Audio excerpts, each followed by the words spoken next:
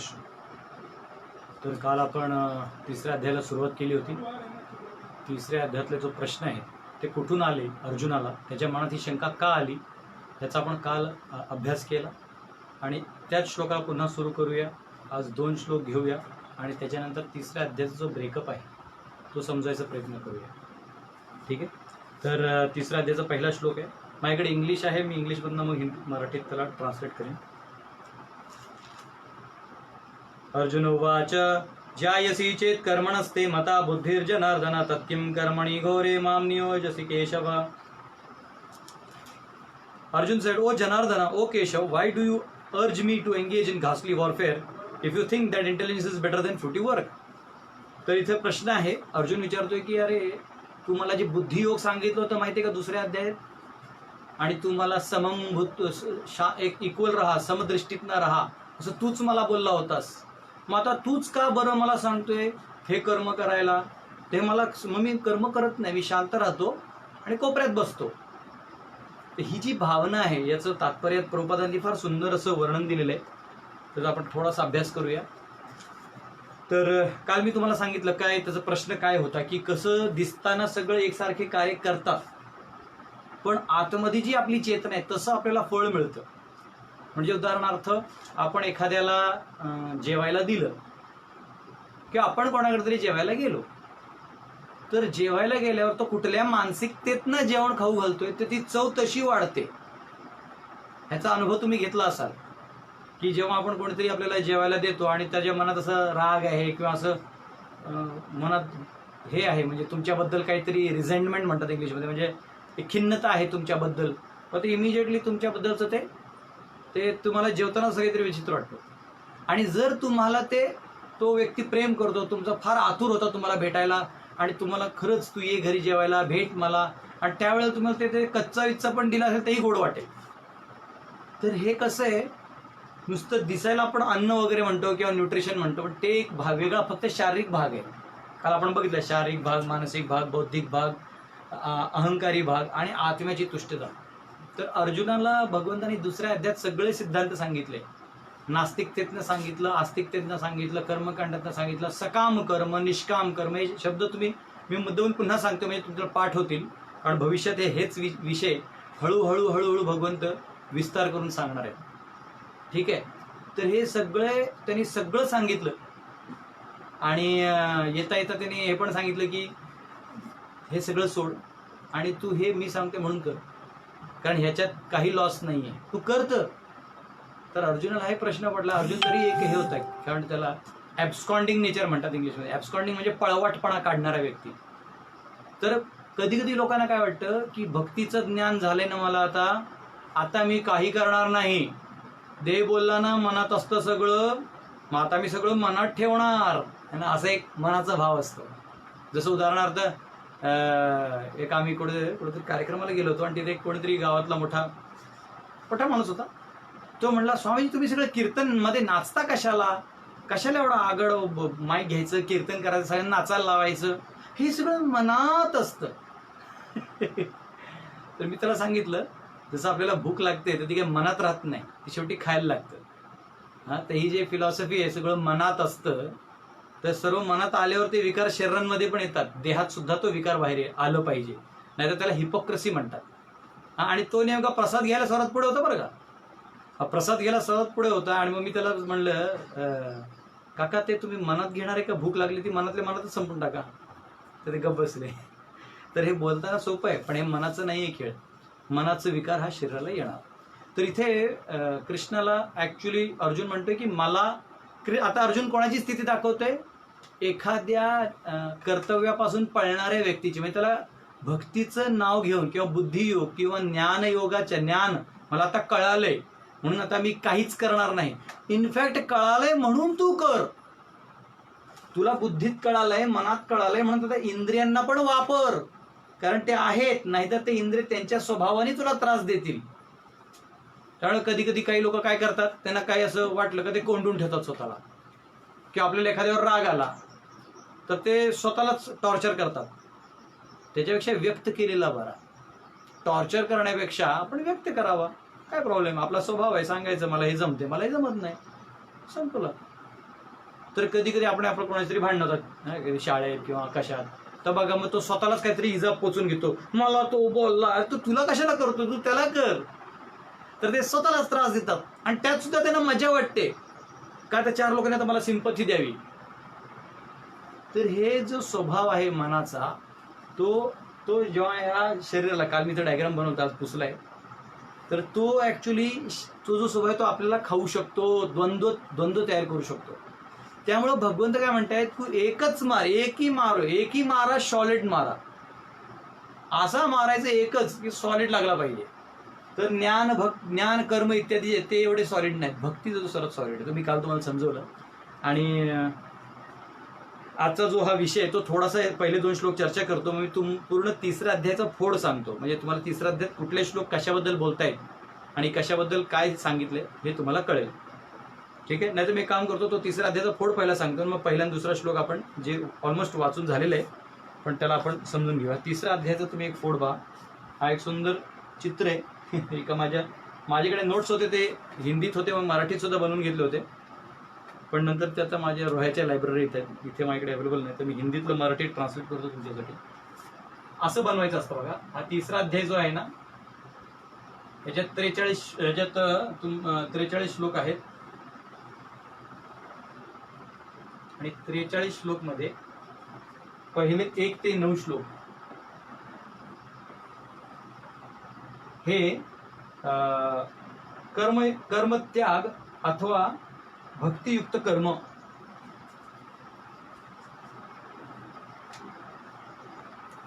कर्मत्याग किंवा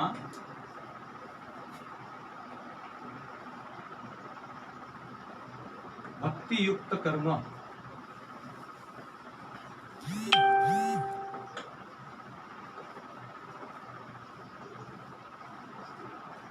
तर मी काय करीन, पहिले सगळं लिहून घेतो आणि मग तुम्हाला एक एक तुकडा समजवतो आणि मग आपण आजचे जे 2 श्लोक आहेत ते संपूया. 1 ते 9, 10 ते 16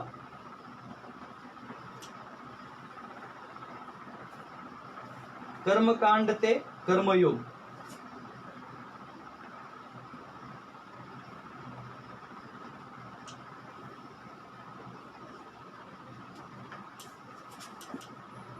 ठीक आहे,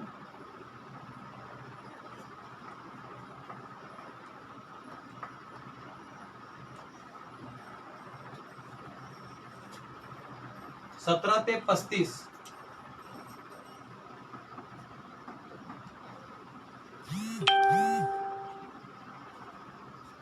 कर्मयोग अनासक्त कर्म द्वारे उदाहरण स्थापित करणं.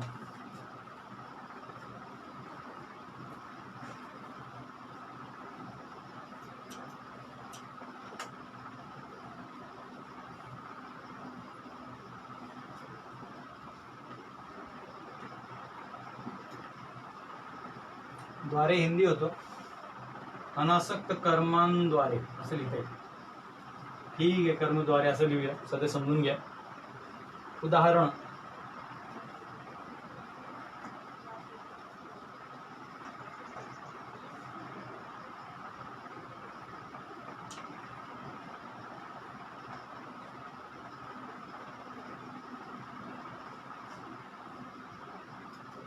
त्यानंतर 36 ते 43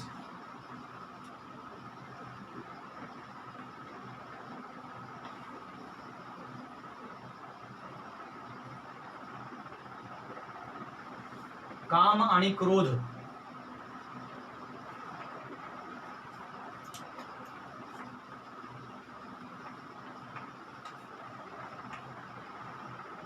पासून सावध.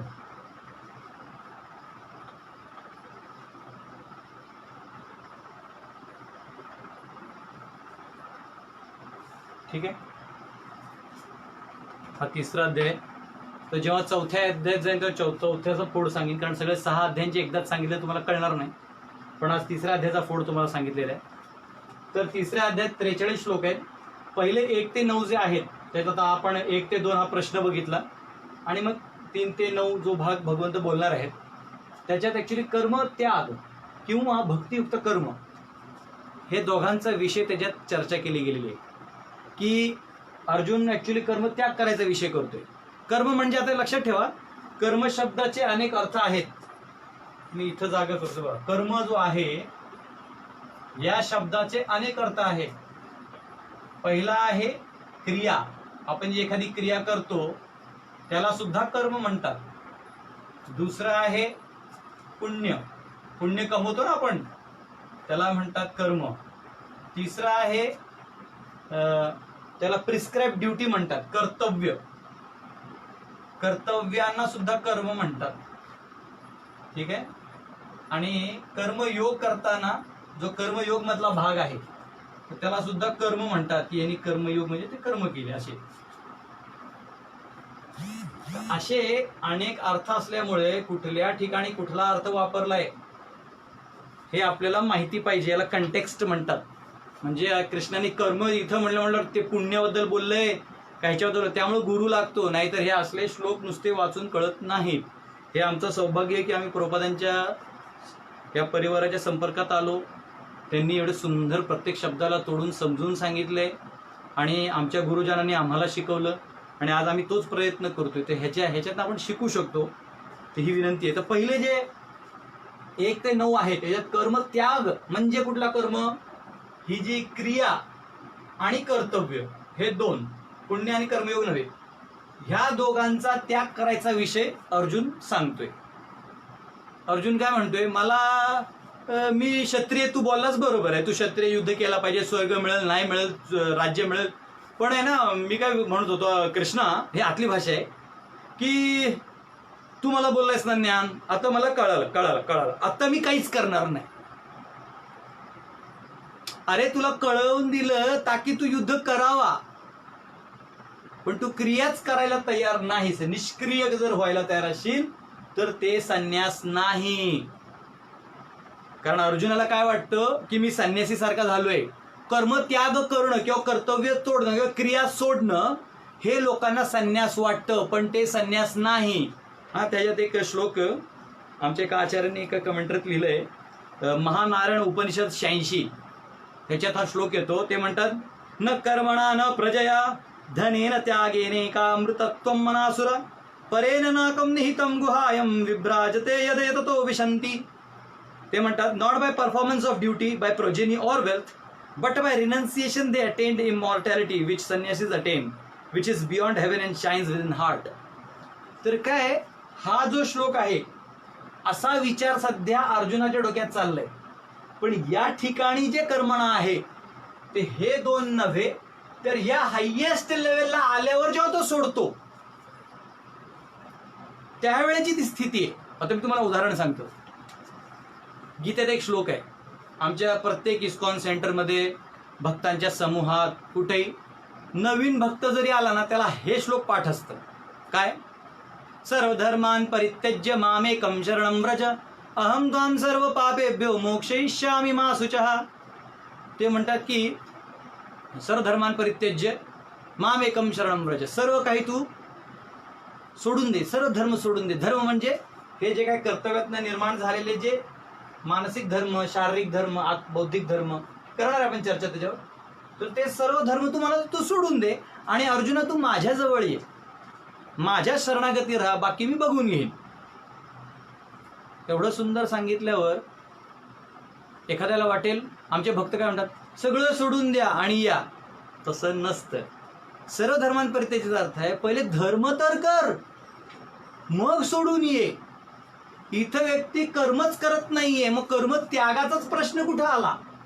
अर्जुन जे स्वतःला संन्यासी समजतो, हे जे कर्मानं त्याच्या डोक्यात चाललंय, असे आचार्य लिहितात की हे श्लोक त्याच्या डोक्यात चाललंय. महानारायण उपनिषदचा हा जो श्लोक आहे तो हायएस्ट लेवलची वार्ता करते उपनिषद. हा माणूस छोट्याच गोष्टीला सोडून स्वतःला हिरो समजायला लागलाय. आपण सुद्धा काय करतो, आपल्याला वाटतं मला ज्ञान झालंय आणि आपण आपल्या घरातच बसतो, लोकांना आपला नोकर समजतो आणि आपण आपले कर्तव्यच करत नाही.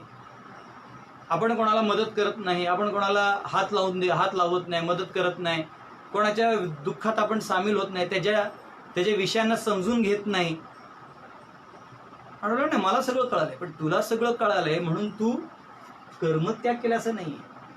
तू कर्मच केले नाहीस, कर्म केल्यावर ते त्याग करायचंय, ती स्थिती वेगळी असते. म्हणजे कसं, एखादा कमवून सगळं काही पैसा ऐश्वर्य असून जेव्हा तो सगळं सोडून धर्माच्या मार्गावर चालतो, लोक अप्रिशिएट करतात, अरे बघ ह्याच्याकडे सगळं असताना सोडलं. एखाद्याकडे काहीच नाहीये, त्याला जेवायला नाही, भीक मागतो इकडे तिकडे, मग तो काय करणार, तोनी जर तो, मग ते लोक म्हणते काय खायला नव्हतं काय नव्हतं, आला उघड बंब निघाला बाहेर.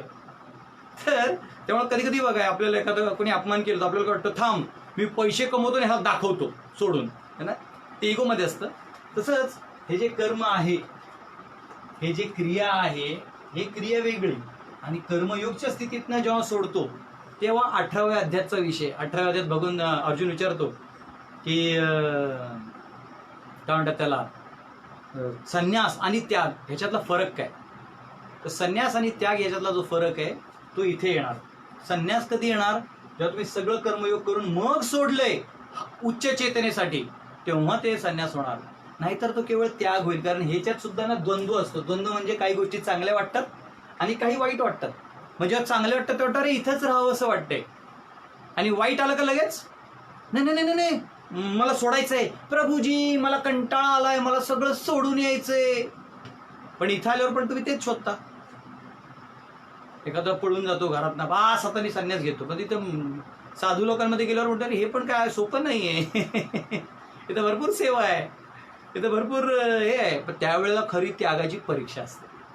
तर अर्जुनाने काय केलंय, अर्जुन काय बिल्डर नाहीये, पण आपल्याला तो दृष्टिकोन आता दाखवतोय की कसं तुम्ही अडकले आहात.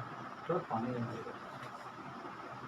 तर ह्याला म्हणतात कर्मत्याग किंवा भक्तियुक्त कर्म. ह्याचा चर्चा 1 ते 9 श्लोकांमध्ये होणार आहे. 10 ते 16 जो श्लोक आहे ह्याच्यात कर्मकांड ते कर्मयोग. तर तुम्हाला लक्षात असेल की मी दुसऱ्या अध्यायाचं तुम्हाला सांगितलं ना, कसं भगवंतांनी कर्मकांड हा 2.31 मला वाटते, त्यात 2.31-32 त्यात कृष्ण बोलतात अर्जुनाला की एक काम कर, सगळं सोड, आत्मायत्नाचं ज्ञान सोडून दे. जर तुला वाटतंय ना, जर तुला वाटतंय की तू असंच युद्ध कर आणि एक फळ घ्यायच्या म्हणजे कर्मकांड म्हणजे तुला प्रॉफिट पाहिजे या दृष्टीनं कर, तर ते जेव्हा तू करशील, जर तुला मृत्यू झालं तर स्वर्ग मिळेल, आणि जर विजयी झालास तर तुला राज्य मिळेल. तर तू दोन्हीकडनं प्रॉफिटेबल आहेस. मी थोडंसं पाणी पितो, तोपर्यंत तुम्ही नोट डाऊन करा.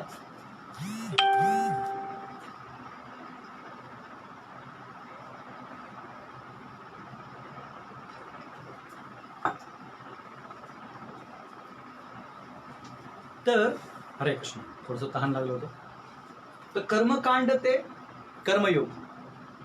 तर कर्मकांड जो विषय आहे, तर ऍक्च्युली मला मी डायग्राम बनवलाय, पण आता काय ना, आज मी हे शिकवलं, परत तो 3रा अध्यायात संपणार नाही, मी सगळे डायग्राम बनवायला लागलो. तर तरी आपण प्रयत्न करू, जर वेळ मिळाला तर शेवटी तो बनवून दाखवू शकतो आणि तुम्हाला कळेल. तर कर्मकांड म्हणजे काय की जेव्हा आपल्याला कर्म करायचंय पण त्यांना प्रॉफिट ते सकाम पण नव्हे, म्हणजे ते आपण करतोच त्याच्यासाठी, त्याला कर्मकांड म्हणतात. कर्म सकाम कर्म म्हणजे काय, आपल्याला क्रिया केलं आणि फळ येणार ह्या आशेने ती क्रिया केली. पण याच्यात वेदिक पद्धती काही गोष्टी दिलेल्या आहेत की हे केल्याने ते एक्स्ट्रा मिळतो, मग त्याला म्हणतात कर्मकांड. हा थोडा लोअर आहे, हा थोडा हायर आहे. तर भगवंतांनी अर्जुनाला जे 2ऱ्या अध्यायात 31व्या श्लोकात सांगितलं की युद्ध कर, मेलास तर स्वर्गच आहे, फळ तुला आहेच, आणि जर उरलास जिंकलास तर राज्य तुला आहे, प्रॉफिट, गो अहेड. तर हा कर्मकांड दर्शन दिला. तर भगवंत फार हुशार आहेत, पहिले कर्मकांडावर अडकतं का बघितलं नाही, सकाम, मग शेवटी टॉपला भक्ती दिली त्यांनी. तर कर्मकांडात ना ते कर्मयोग कसं पोचती, चेतना कशी पोचते, 10 ते 16 मध्ये आपल्याला बघायला मिळणार आहे, हे लक्षात ठेवा. त्यानंतर 17 ते 35 जे आहे हे 19 श्लोक आहेत. तर या 17, 18, 19 बरोबर. तर ह्याच्यात आहे अनासक्त कर्मद्वारे उदाहरण स्थापित करणे. या भागात भगवंत स्वतः म्हणतात की अरे Arjuna, there is nothing for me to do. माझ्यासाठी काही करण्यासाठी नाहीच आहे. नमाम कर्मा आणि लिंपंती नमे कर्म फलेस पुहा. पुढे पण सांगणार आहेत ते. मला कसलं नाही रे, मला कुठला कर्म म्हणजे मला रिॲक्शन. इथे एक अजून कर्मचा अर्थ असतो रिॲक्शन. कर्म म्हणजे इथे कर्म म्हणजे कर्मफळ. कधी कधी कर्म या कर्मफळ सुद्धा असं म्हणतात. फळ म्हणजे रिॲक्शन, जे आपल्याला जे रिॲक्शन येतात त्याला सुद्धा कर्मच म्हणतात. तर ते म्हणतात अरे मला जे हे खरं मी काय होता वेगळं काहीतरी हां अनासक्त झालं. त्यामुळे मला कुठलं there is no reaction to me न माम कर्माणि लिंपंती न मे कर्म फले सुखा. मला लागतच नाही ते, पण तुला लागेल तरी तुला लागतोय तू करत नाही. मला लागत नाही तरी मी करतो बाळा, तरी मी सगळं कार्य करतो. मी येतो या जगात, लग्न करतो. भगवंतांना 16,108 राण्या होत्या, म्हणजे त्याच्यामुळे तर अख्ख्या जगात फेमस आहेत ते. त्याच्यानंतर प्रत्येक राणीतनं 10 पोरं, त्या 10 पोरांची 10 पोरी, 10 पोरांनी एक पोरगी, त्यांना 10 पोरं, त्यांना एक पोरगी. एवढा मोठा गचाळ परिवार, एवढा मोठा सांभाळणं सोपं आहे का? आणि काही गरज नसताना. तर याला म्हणतात प्रेम. म्हणजे भगवंताचा प्रेमाचा साठा एवढा हाय आहे की ते असे अनेक लोकांना हँडल करू शकतात. कधी कधी आम्हाला अनुभवत असे वेगळे केसेस येतात, भेटतात, पण प्रत्येकाला समजून असं वाटतं की आपण त्यांना त्याच्यावर काय सांगू शकतो, फक्त प्रेम देऊ शकतो. तसं भगवंत काय करतात, या जगात जेवढे जीव आहेत ते सगळ्यांना प्रेम देतात. बाकी जे आहे ते प्रत्येकाने आपापलं निस्तारायचं असतं. तर हे म्हणतायत की हे जे अनासक्त होऊन ते कर्मद्वारे आपण उदाहरण स्थापन केलं पाहिजे. कारण तुम्ही आसक्त झाले तर सकाम कर्म होईल. मग आता काय झालंय, इथून इथे तिथून इथे याच्यात तू अनासक्त आहेस पण कर्म करतोयस. अजूनही कर्म म्हणजे क्रिया, अजूनही तू क्रिया चालूच आहे तुझी. भगवंतांना एक शब्द आहे आत्माराम. आत्मारामस्य मुनयो. भगवंत आत्माराम म्हणतात की तुम्ही आत्माराम, तुम्हाला खरं कोणाची गरज नाहीये, पण तुम्ही लोकांमध्ये का जाता, तुम्ही का त्यांच्यात जाऊन बोलता, त्यांच्यात राहता, अवतार घेता, त्यांच्याशी संवाद साधता? कारण प्रेम आहे, करुणा आहे, दया आहे. त्यामुळे कित्येक वेळा तुम्ही पाहाल, प्रभुपाद कोणीतरी म्हणलं प्रभुपाद तुम्ही 70 वर्षाचे आहात, तुम्ही वृंदावनात बसा. आपल्या गौडीय लोकांचं वृंदावन हा अल्टिमेट लोकेशन आहे. तुम्ही वृंदावनात बसा, भजन करा आणि तुम्ही भगवत प्राप्ती करा. प्रभुपाद काय बोलले, मी अमेरिकेत जाऊन माझा जीव गेला तरी चालेल, पण प्रचार करेन. मी जाऊन प्रचार करीन, लोकांना सांगेन. हे माझं सेवा आहे. कारण ती करुणा मला वाटायची. जी महाप्रभू म्हणाले ना माझ्याकडे एवढे आंबे आहेत, कोण वाटणार? तर ते म्हणाले मी करीन. आमचे भक्तिचारू महाराज त्यांनी सुद्धा एका लेक्चरला सांगितलं. ते म्हणले की Prabhupad never wanted us to live in Vrindavan or secluded place. इथे जे लिहिले ना की एकांतात राहण्याचा विषय, म्हणजे अर्जुन सगळं सोडून एकांतात राहण्याचा विचार करतोय, पळवाट काढतोय. तर ती पळवाट काढून तुम्हाला डिप्रेशन येईल, शरीराचे रोग होतील, हे ते येणारच. पळवाट काढण्यापेक्षा त्या विषयाला सामोरे जा, त्याचा मार्ग शोधा. पराभव झाला तरी चालेल, पुन्हा उठा, पुन्हा प्रयत्न करा. मी म्हणतो आयुष्यभर जरी नापास झालो आपण त्या विषयात, विषय म्हणजे एखाद्या स्थितीला, तरी ते बरं, लढता लढता गेलेला बरं. आत राहून शिव्या घालण्यापेक्षा, दुसऱ्यांना दोष देण्यापेक्षा, स्वतःलाच दोष देण्यापेक्षा सुद्धा प्रयत्न करून सोडून द्यायचं. कारण do your best and leave the rest on Krishna. कृष्णावर सगळं सोडायचंय. तर हा जो अनासक्त होऊनच ते होऊ शकतं स्थापन. जर तुम्ही आदर्श स्थापित करताय तर त्यावेळेला काही अशा गोष्टी कराव्या लागतात ज्या तुम्हाला करायच्या नाहीत किंवा त्या तुम्हाला गरजेच्या पण नाहीत, पण समाजात आदर्श म्हणून ते करावं लागतं. आईला पोरांसमोर आदर्श राहावं लागतं, वडिलांना पोरांसमोर आदर्श ठेवावा लागतो. आई आणि बाबा जर फुकायला लागले तर पोरं तर मग तू तर ब्रँड ब्रिस्टॉल घेतोय, तो तर गांजाच घेऊन येईल. गुरु आहेत, कोणी शिक्षक आहेत, गुरु आहेत, त्यांनी आदर्श स्थापन केलं पाहिजे. पण तुम्ही व्यवसाय सुरू केला तर पोरं पण व्यवसाय करणार. आजकाल पोरं शाळेतल्या शिक्षकाला मॉडेल, सेक्सी असे शब्द वापरतात. का वापरतात? कारण त्यांना माहिती आहे मॅडम पैसे घेते, पगारी आहे, माझ्या बापाचं नोकर आहे, मी काय पण बोलेन. पण जेव्हा गुरुजन घेत नाही आणि त्याला बरोबर दांड्या घेऊन शिकवतात ना, तेव्हा त्याला माहिती आहे बाबा गुरुजी आहेत, मारतीन, जास्त नाही लाडत घ्यायचं. तर हा आदर्श ठेवायला लागतो. तुम्हाला स्वतःला आचार करावा लागतो. प्रचार करणं सोपं आहे, पण प्रचारासोबत आचार सुद्धा करावा लागतो. तर आत्मसात करून सांगणे एवढं अनासक्त, त्यात अनासक्त होणे म्हणजे किती हाय स्टेज आहे. एखाद्याने पैसे कमवावे आणि देऊन टाकावं हे हायर लेवल आहे. प्रभुपादांचे एक शिष्य होते जयानंद प्रभू. हे त्यावेळेला जेव्हा प्रभुपाद नवीन होते, त्यांना म्हणजे जवळपास जास्त शिष्य नव्हते तेव्हा कामं करायला कार्यरत सुद्धा. तर जयानंद प्रभू रात्री टॅक्सी चालवायचे, पैसे मिळायचे, त्यातनं दिवसभर मंदिर सेवा करायचे, मंदिराचे सगळे डीटी सेवा आणि लोकांना प्रसाद खवरायचे, परत रात्री टॅक्सी चालवायचे. आणि तो कोण होता? मॅसेच्युसेट्स, जिथे MIT म्हणतात त्याला US मध्ये, MIT फेमस आहे इंजिनिअरिंगसाठी, तिथला तो PhD माणूस होता. सगळं सोडून प्रभुपादांच्या चरणी आला. तेव्हा तो शब्द होऊ शकतो सर्व धर्मांपरित्यजी. आपला सर्व सोडून, मोठं पद नव्हे पण जे काय हायेस्ट आहे ते सोडून जेव्हा तुम्ही येता अनासक्त, तेव्हा तुम्ही मुक्त होऊ शकता. तेव्हा तो आनंद वाढत जातो. कर्मकांडात आनंद असतो, तुमच्याकडे काय नाही मिळालं आनंद, त्याच्यावर आनंद आहे सकाम आणि निष्काम मध्ये, त्याच्या नंतर आनंद आहे अनासक्त होण्यात, आणि त्याच्यानंतर आहे त्यानंतर मग 36 ते 43 मध्ये ते सांगतायत, भगवंत म्हणतायत. मग तेव्हा अर्जुन विचारतो एका श्लोक मध्ये की असं काय हे, म्हणजे जबरदस्ती पाप केल्यासारखं वाटतं, म्हणजे मला पाप करायचं नाहीये, मग असं काय की मला पाप करावं असं वाटतं, असं काय आहे? तेव्हा भगवंत त्याला काम आणि क्रोध याच्याबद्दल सगळं सांगतात. रजोगुणांना कसं उत्पन्न होतो आणि कसं तुम्हाला ते थांबवायचं आहे. काम वासना काय आहे, तिला कसं थांबवता येतं, कसं आळा घालता येतो, किंवा त्याच शक्तीचा चांगल्यापैकी कसं वापर करता येतं, वेगळ्या वेगळ्या अँगलद्वारे, शरीराद्वारे, मनाद्वारे, बुद्धीद्वारे, आत्माद्वारे, हे सगळं भगवंतांनी त्यात सांगितलं. त्याने आपण हे सगळं हळूहळू चर्चा करणार आहे. तर आज मी इथल्या ठिकाणी पहिला आणि दुसरा श्लोक घेतोय, आणि पहिला दुसरा आज श्लोक संपला का उद्या 3 दिवस, उद्या, परवा आणि 13 श्याम प्रभू ईशोपनिषद घेतील. ठीक आहे, तर हे डायग्राम बनवून मी आता हे पुसणार आहे.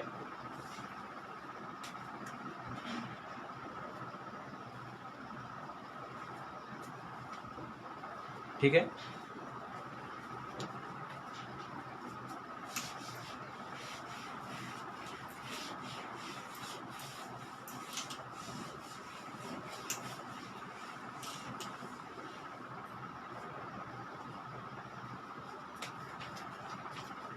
ठीक आहे. आम्ही ह्याच्यात थोडंसं मागं जातो. पहिल्या श्लोकात जे आहे, तर एक मानसिकता आहे की मला पळून जायचे,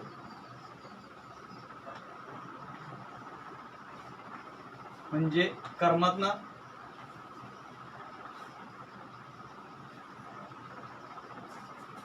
मराठी आहे ना, शुद्धच लिहावं लागतं बघा. कोकणात गेलं तर ते असे म्हणतील पळून जाऊच, पुण्याला गेलं का पळून जायचं आहे बरं का, आणि कराडला किंवा सातारला पळून जायची, बारामतीला काय लागा पळून जा, असं आहे ते सगळं. विदर्भातलं पण वेगळं आहे. तर भरत गणेशपुरे करून दाखवतील आपल्याला, त्यांना माहिती असेल विदर्भातलं कसं बोलतात. तर भारत गणेशपुरे. तर इथे हा जो माइंडसेट आहे पळून जाणे, कशातनं पळून जाणे, नुसतं पळून नव्हे तर आपल्या सर्व कर्तव्यातनं पळून जाणे. तर ह्या माइंडसेटला, इथं अर्जुनाच्या ह्या माइंडसेटला भगवंत या तिसऱ्या अध्यायात खोळी मारणार आहे, हे लक्षात ठेवा. आणि त्याच्यानंतर ते म्हणतायत, आणि एवढंच नाही तर अर्जुन भगवंतांना 2 शब्दांनी हे करतात, जनार्दन आणि केशव. तुम्ही 2 शब्द जर पाहिले तुमच्या लक्षात येईल. तर जनार्दनचे 2 अर्थ आहेत. जनार्दन म्हणजे एक अर्थ आहे the object of entreaty for who those desiring the ultimate benefit, म्हणजे तू त्यांचा हे आहेस, वाली म्हणतात ना, अरे माझा उद्धार करता, तर तू त्या लोकांचा उद्धार करताय ज्यांना मुक्ती पाहिजे किंवा ज्यांना मुक्त व्हायचं आहे कर्मबंधनात ना, त्यांचा तू वाली आहेस. आणि दुसरा अर्थ काय, जन अर्दन करणारा, म्हणजे काय, जन म्हणजे समाज, अर्दन म्हणजे by your order you are causing pain, अर्दना टू जन. म्हणजे हा एक आचार्यांचं एक मार्मिक टीका आहे. ते म्हणतात मी तो जन आहे आणि तुझे हे डबल ऑर्डरने मी फसलोय, त्यामुळे आता तूच मला सांग काय करायचं. हे 2 अर्थ आहेत. आणि दुसरं जो केशव अर्थ आहे, सुंदर असं तुम्हाला हा श्लोक मिळतो, हरिवंशमध्ये येतो. हा श्लोक असा आहे, क इति ब्राह्मणो नाम ईशाहम सर्वम देहिनाम आवम तावांग संभूतो तस्मात केशव नाम भाग. तर त्याचं असं आहे, क म्हणजे ब्रह्मा, क म्हणजे ब्रह्मा, आणि ईश म्हणजे शिव, आणि व म्हणजे त्याला एक अर्थ आहे वयसे, वयसे म्हणजे यू कंट्रोल, तुम्ही कंट्रोल करणार या दोघांना. ठीक आहे. तर क म्हणजे क ईश आणि व, तर काय होईल केशव, म्हणजे ब्रह्मा शिव यांना सुद्धा कंट्रोल करणारा तू म्हणजे केशव. आता हे असं का सांगितलं त्यांनी? हा, तर हे असं म्हणतात this both arise from your body, म्हणजे एक वचा असाही अर्थ आहे की दोन्ही तुमच्यातनंच निघतात. हा, एको वै नारायणासीन न ईशान न ब्रह्मा, ब्रह्म नव्हता ईशान नव्हता तेव्हा तू होतास हे नारायणा. तर हे इथं येतं. तर ते म्हणतात अरे केशवा, हा आपण गातो ना केशवा माधवा तुझ्या नामात रे गोडवा. हा, तर हे केशव आहे. तर ते म्हणतायत अरे तू जनार्दन म्हणजे तू मला कन्फ्युज केला, तूच माझा उद्धार कर. केशव ते म्हणतात कारण तू या दोन्ही काय म्हणतात त्याला लोकांचा उद्धार करतायस, तर मी तर साधा जीव आहे, तर तू मला पण काहीतरी उद्धार कर, हा असा भाव आहे. गीतेत भगवंताची नावं आलीत ना त्यात अनेक अर्थ आहेत. आणि जेव्हा कृष्ण अर्जुनाला संबोधत आहेत कौंतेय भारत, तर त्याच्या मागे सुद्धा वेगवेगळे अर्थ आहेत, पण आपण ते ज्या ज्या अध्यायात आहेत त्या त्यात शिकूया. ठीक आहे. तर हा 3.1चा झाला. 3.2 जो आहे 3.2 दुसरा श्लोक, हा पहिला श्लोक आपला झालेला. प्रश्न का विचारला असा, अर्जुनाचा प्रश्न काय आहे हे आपण बघितलं.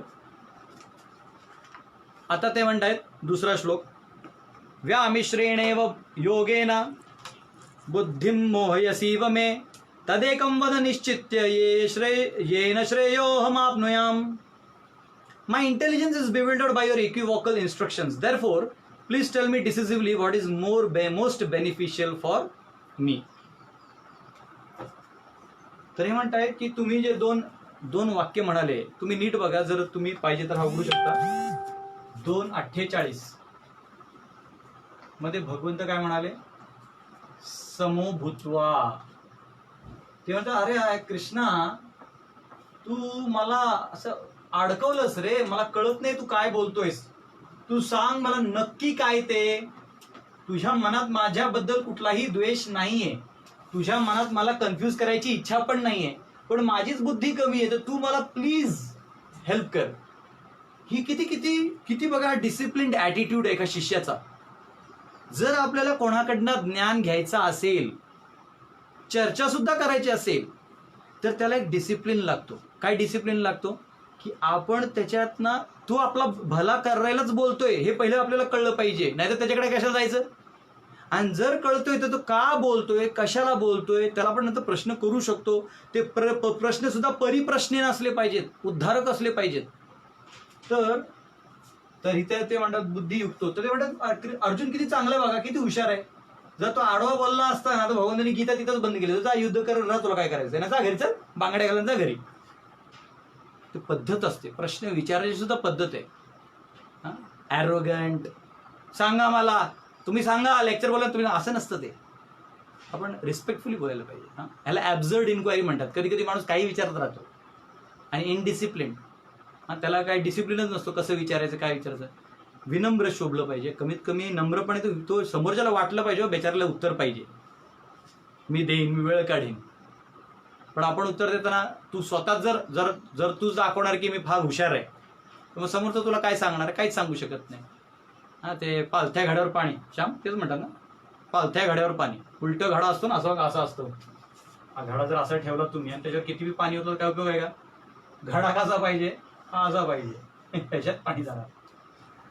स्वतःला शहाणा समजलं मी, असं अडक तो सगळा, हा असं राहा ना गपचूप, भरपूर भरेल आणि तुमचं टोटल भरेल. तर इथे ते दुसऱ्या ह्याच्यात म्हणाले बुद्धियुक्तो. हा श्लोक आपण आज जाऊन वाचणार सुद्धा आहे. आणि दुसऱ्या अध्यायाच्या 52व्या श्लोकात ते म्हणतात यदा ते मोह कलिलम.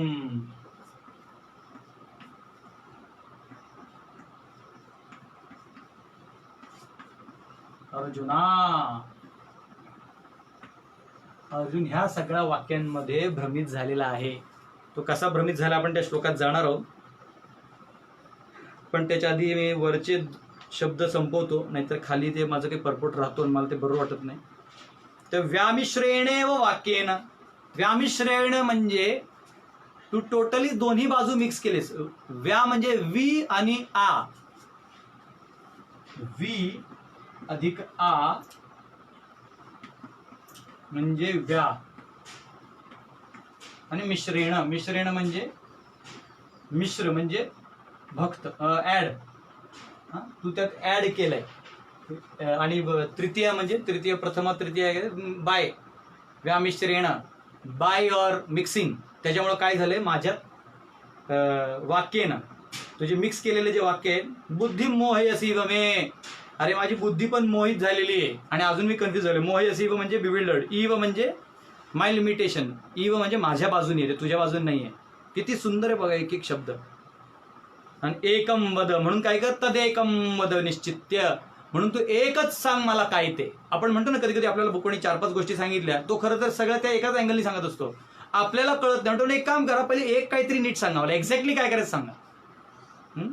श्रेयोहम आपनुयाम येन, ज्याच्याने मला श्रेय मिळेल. श्रेय म्हणजे लॉंग टर्म गोष्टी मला कळतील.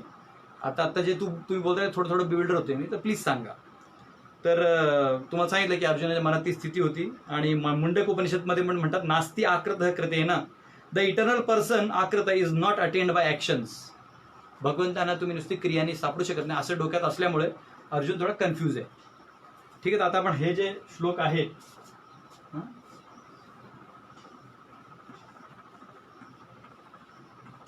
व्यामिश्र आणि मग तिसरं व्यामिश्रेण. तर आपण काय करूया,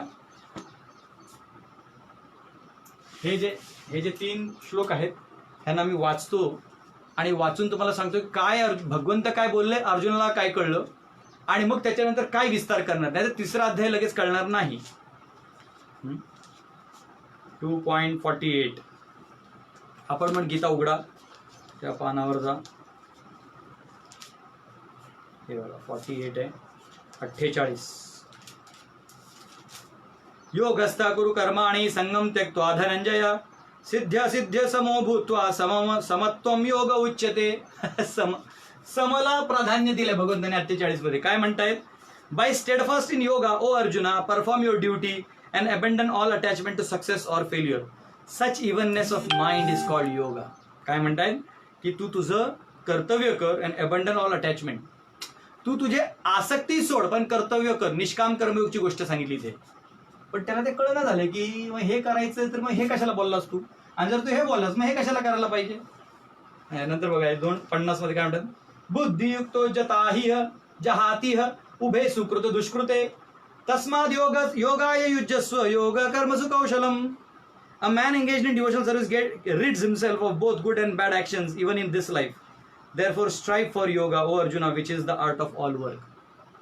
A man engaged in devotional, जो या भक्ती मार्गात लागलाय, या कार्यात लागलाय, तो स्वतःला चांगल्या आणि वाईट गोष्टीतना ऍक्शन, जो चांगल्या आणि वाईट ऍक्शन्स आहेत, तो त्यातनं लांब होतो. तर तूच बोललास लांब हो, बुद्धी आली ना. ह्याच्यात तू बोलला कर पण फळांना आसक्त राहू नको. इथं तू बोलला तो लांबच राहतो, मग मी हे करतो ना, आता वाईट आणि चांगलं की नाही, युद्ध मी बाजूला राहतो. Confuse. O Arjuna, which is the art of all work. तर आता त्याला हे कळत नाही की हा ह्याचा सबसेट आहे, हे अर्जुनाला कळलं नाही. ते आपण आज तिसरा अध्याय का त्याच्यातच आहे. ठीक आहे. तर 52 बघा काय, यदा ते मोह कलिलम बुद्धिर अव्यक्ती बुद्धी व्यतितरिष्यति तरिष्यति तदा गंतासी निर्वेदम श्रोतव्यस्य अश्रुतस्य च. When your intelligence has passed out of the dense forest of delusion, you shall become indifferent to all that has been heard and all that is to be heard. जेव्हा तू या भ्रमातना बाहेर निघशील, तर जे काही तू ऐकलंस ना त्यांना सगळ्यांना बाहेर पडशील. तर तो काय म्हणतो, म्हणून मी बाहेर पडतो, मला सोड. पण त्याला अजूनही ते कळलं नाही की नक्की काय. त्यामुळं अर्जुनाला काय वाटतं, अर्जुनाला वाटतं की सत्व कर्म म्हणजे सत्व गुणातले जे कर्म आहेत, सत्व म्हणजे तो एकच असतो ना रे, तत्वातला तो आली ना. सत्व गुणातलं जे कर्म आहे, सत्वगुणी जे कर्म आहे हे रजो कर्मपेक्षा चांगलं आहे, रजोगुणी कर्मांपेक्षा चांगलं आहे. बरोबर आहे. हे गणितात आहेत ना, greater than, is equal to, less than, तर असं लिहितोय मी. आणि याच्यापेक्षा म्हणजे जो ज्ञान आहे तो याच्यापेक्षा मोठा आहे, सत्व कर्मापेक्षा मोठा आहे. ठीक आहे. आणि ज्ञानापेक्षा मोठं आहे ते म्हणतात भक्ती. अर्जुन म्हणतोय ठीक आहे, भक्ती त्याला कसं वाटते, भक्ती म्हणजे आपल्याला वाटतं ना टांग टांग टाळ कुटायचं, तर ठीक आहे मी काय भक्ती नाही करणार, पण आता मला ज्ञान आलंय ना, तर मी हे सगळं सत्वकर्म रजकर्म हे सगळं सोडून देतो. हे सोडून देतो ना, हे जे काही युद्ध येते, मग कर्म म्हणजे क्रिया मी सोडून देतो. तर मग ते म्हणतात मग आता तूच मला सांग काय. आता भगवंत जे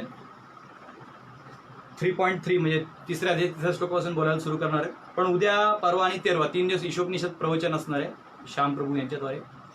तर मधीच तुम्ही आता हे गीता एवढे शिकले नोट्स ठेवा. परत काही प्रश्न असेल तर व्हॉट्सअप करा किंवा मला विचारा. हां, दास गदाधर मराठीत असं लिहिलं तर तुम्हाला गीतेतले यूट्यूबवर माझ्या आधीचे काही अध्याय ते वाचायला ऐकायला मिळतील. आणि तर उद्या आपण असं करूया आणि नंतर मग 3 दिवसांचा चौथ्या दिवशी परत येईल. आपण 3.3 ते पुढं घेऊया. आता हे एवढ्यापर्यंत कळालं ना तुम्हाला, आता भगवंतांचे वाक्य असे तुम्हाला धडधड धडधड धड असे कळायला लागतील. मी कधी कधी शिकवताना काय करतो, पहिले भरपूर काही क्लिअर करून ठेवतो, मग ती पुढची गाडी फास्ट जाते. आता काय होतं, प्रत्येक ठिकाणी ते मोठं अडकत गेल्यानंतर मग लोकांना आधीचं काही लक्षात राहत नाही. त्यामुळे ही माझी स्टाईल आता आवडली तर ठीक आहे, नाहीतरी त्याला काही करू शकत नाही. तर मी आता काय केलंय, एकादशीचं महात्म्य प्रत्येक क्लास नंतर थोडंसं काहीतरी एकादशीचं महात्म्य आपण केलं पाहिजे, सांगितलं पाहिजे. कारण हळूहळू समाजात जे पाप वाढत चाललंय, तर काहीतरी प्रॅक्टिकल क्रिया केली पाहिजे. आपण आपले पाप सुद्धा कमी करूया, लोकांमध्ये पाप हे कमी करण्यात हे एवढं पाप काय सुख देतोय, काहीच देत नाही. तर एकादशी महात्म्य, आमचे एक स्टुडंट आहेत ते मध्व संप्रदायातले, ते म्हणले प्रभूजी ह्याला तुम्ही थोडं प्रॉपगेट करा. मलाही आवडला, मी काल निर्जल एकादशी सुद्धा केला. हां, तर त्यांनी मस्त पाठवलंय, तुम्ही मला पाठवू शकता व्हॉट्सअपवर. जर एकादशी महात्म्य काय असतील तर छोटे छोटे ते मी नक्कीच कोट करीन. तसं माझ्याकडे मी पुराणांमध्ये सुद्धा एकादशी महात्म्य वगैरे आहेत, मी त्यातलं पण कोट करीन. तर कृष्णामृत महार्णव म्हणून मध्वाचार्य, श्रीपाद मध्वाचार्य आहेत उडुपीला, त्यांनी हे कृष्णामृत महार्णव लिहिलेलं आहे. त्याच्यात लिहिलेलं आहे, एकादशी दिने पुण्ये भूंते ये नराधमा अवलोक्य मुखम तेषाम आदित्यम अवलोकयेत. ते म्हणतात की जो एकादशीच्या दिवशी खातो तो त्याचे सगळं पुण्य गमावतो, असा नारद माहिती. हां, अवलोक्य मुखम तेषाम. आणि जर तेवढंच नव्हे, जर त्यांनी कोणाला खाता सुद्धा पाहिलं तर त्यांनी मग सूर्याला बघून तोंड धुतलं पाहिजे, एवढं ते वाईट आहे. आमचे भक्तच घाबरले. एकादश्य उपवासेन द्वादशी पारणेन च यदार्जितं मया पुण्यम तेन प्रीणाति केशवः. पुण्य जो आहे तो एकादशी द्वादशी केला जो पुण्य आहे ते भगवंतांना फार आवडतं. तर असं फार सुंदर. तर एकादशी कशी निर्जल केली तर बेस्ट आहे, नाहीच जमलं तर फळं, पाणी, दूध वगैरे असं काहीतरी तुम्ही घेऊ शकता. ठीक आहे. तर हे मी सहज तुम्हाला सांगितलं. तर हे आपण कंटिन्यू करणार आहे 3 दिवसानंतर. म्हणजे आज 17 तारीख आहे, 18, 19, 20 हे ईशोपनिषद असणार आहे. आणि 21 तारखेला मी पुन्हा कर्मयोग आणि आपला जो तिसरा अध्याय याच्यावर मी येईन. फार फार धन्यवाद. आज आपण थोडं लवकर संपवलं आणि माझ्याकडे कमेंट समोर नसल्यामुळे मला प्रश्न उत्तर समोर तरी घेता येणार नाही, आणि तुमच्या प्रश्नांची उत्तर मी पुढच्या सत्राला देईन. तर उद्या भेटूया. श्याम रजविलास प्रभू आपल्याला ईशोपनिषद शिकवणार आहेत. ते ईशोपनिषद ग्रंथ नसेल तर ऑनलाईन घ्या, मराठीत लिहून ठेवा, आणि जेव्हा ते शिकवतील तर ते नोट्स काढा आणि वाचा आणि लोकांना सांगा. फार फार धन्यवाद. हरे कृष्ण. श्रील प्रभुपाद की जय.